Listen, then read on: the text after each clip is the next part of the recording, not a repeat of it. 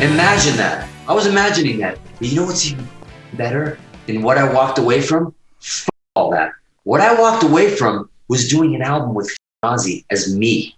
Do you understand? Like me being the Randy Rhoads, me being that Jakey Lee, me being that guy. They said it to me. It's like, you go to the fucking airport right now and you fucking tell Extreme to go fuck themselves, and you got a jet waiting, private jet. I want a private jet for the rest of the year and the rest of the 2 years, and I'm doing the next Ozzy album, and I'm writing songs, and I'm writing the next Mr. Crawley. How about that? Bullshit. Like, as a kid, thinking that I had the possibility to do that. And I was like, no. I'm a high school dropout. I'm stupid. No.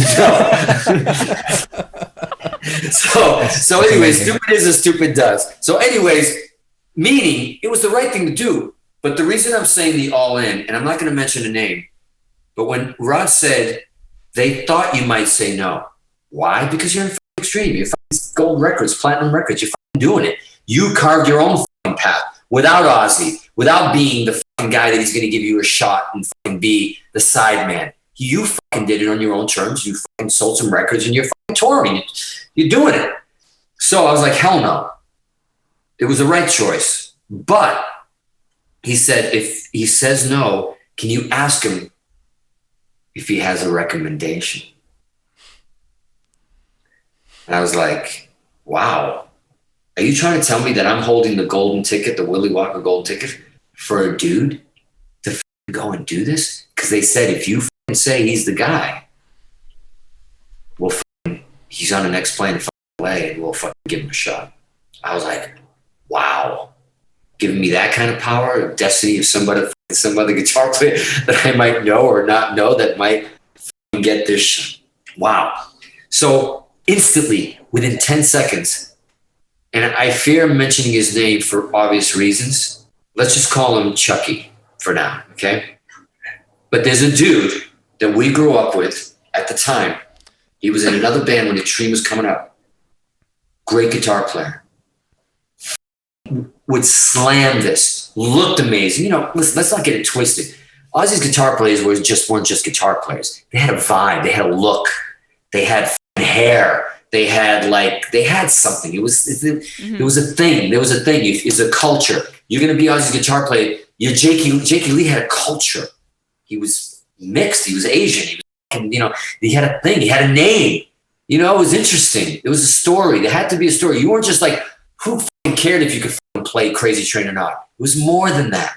It was something. You had to be part of Ozzy's culture, and he had to look at you and go like, I got a guy there that's carrying that part of the stage and that part of my culture and that thing, it is going to add to what I'm doing and also elevate me. It was a hard gig. It was a hard gig to get. That's why I didn't get it. That's why I didn't get it for 10 years. You know what I mean? And I'm humble that I was asked. I'm still to this day. I wish I did it. I'm not going to lie to you. I wish I did it. I wish I said yes. No bullshit. Extreme for a minute. Guys, I gotta go. I know you're not going anywhere. It's our 4th album. We hate each other right now anyways. Let me fucking go and do this. Gary would probably say, go do it. Like I told him with Van Halen, I said, go do it. You gotta do this. Gary said, go do it. And some things you just gotta tell your brother to go and do. It's a historic thing. Well, I have a question. You've been going, and I have to ask you this because this is crazy, because I know you and Gary are both Aerosmith fans. And both of you, it's kind of like you got to switch each other's wives and bang each other, except in this case, it's Steven Tyler and Joe Perry. We were the other women for both of them. Yeah, because first off, I saw Gary Cherone play with Joe Perry, and he was so good that like if I was Steven Tyler, I'd be nervous. And then you watch Steven Tyler with you singing More Than Words at a fucking Nobel Peace Prize. Some smart people think we're gonna get these two guys, these Boston dudes, and like you guys actually are sitting there and he's harmonizing to you. What the fuck, man? Do you ever pitch yourself and then you're standing with McCartney? It was so funny because me and Gary were communicating at that time. Always, right? Me and Gary never lost communication. Through Van Halen, through everything. But the funny thing is that we sat there and we would joke about it. It's like, yo, I'm fucking Steven Tyler while you're fucking Eddie. Like what is happening right now?